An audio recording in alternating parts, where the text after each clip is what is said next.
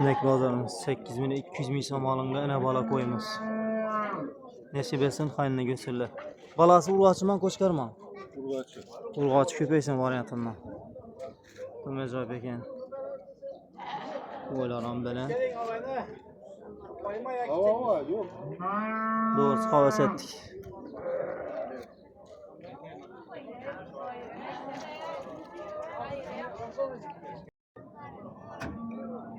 Ne koy bozorı? Qo'zg'alamizcha so'mdan molla bor.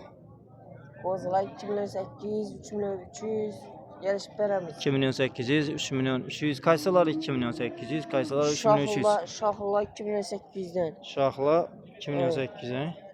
Yana bu ikki gusar ana chetdagidan bu 3'dan. Ola 3 milyondan. 300 yine 300 yatgan. O turib turgan. Oldu. Qo'ylar arzon bo'ldi, kelaverasizlar yana. Ajoyib sifatli o'yinlar. Ya sarı koyumuz tushibdi yine. Alindi o bang. 4.300 ming so'm bo'pti. Qisir qo'yimiz.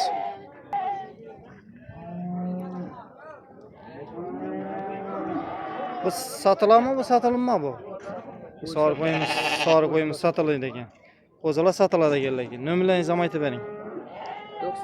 93'ten 557 59 89 uylar bitnek kala savdolarınızı bersen deyimiz.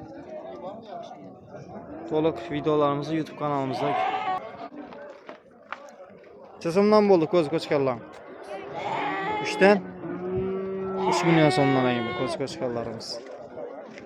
Assalomu alaykum. Çesomdan bulduk qo'ylarimiz.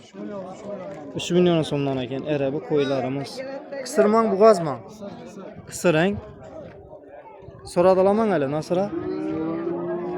Necha so'mdan?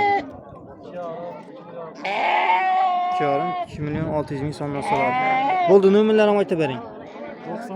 95'ten 258 20 75 uylar kunak şef savdolarınızı bersin deymiz. Yanında yine qo'zg'alarimiz, bu yanında yine nesillik qo'chqarlarimiz tushgan ekan. Shuni bir ko'rib o'tamiz.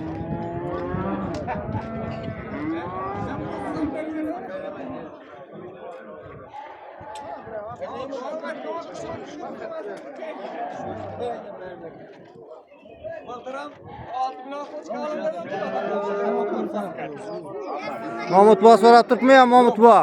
Qo'chqarga ko'rsatdim ku-sizga. Mahmut bilan so'radingizmi? So'radingizmi buni? 8 ga so'rab turibdilar. Nechaga?